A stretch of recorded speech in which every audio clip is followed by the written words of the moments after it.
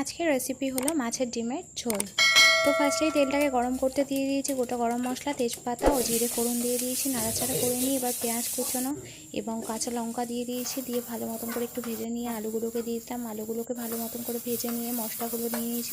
মশলার মধ্যে নিয়েছি গরম মশলা পেস্ট এবং রসুন ও আদা পেস্ট, তার মধ্যে অ্যাড করে দিলাম স্বাদ মতো নুন ও পরিমাণ মতন হলুদ গুঁড়ো, জিরে গুঁড়ো, লঙ্কা গুঁড়ো দিয়ে ভালো মতন করে নাড়িয়ে চাড়িয়ে নিয়ে মশলাটাকে ভালো মতন কষিয়ে নেব। মশলা তেল ছেড়ে দেওয়া অবধি ভালো মতন করে কষিয়ে নেওয়ার পরে যখন দেখব মশলাগুলোকে ভালো মতন কষে গেছে, তখন এর মধ্যে অ্যাড করে দেব জল পরিমাণ মতন।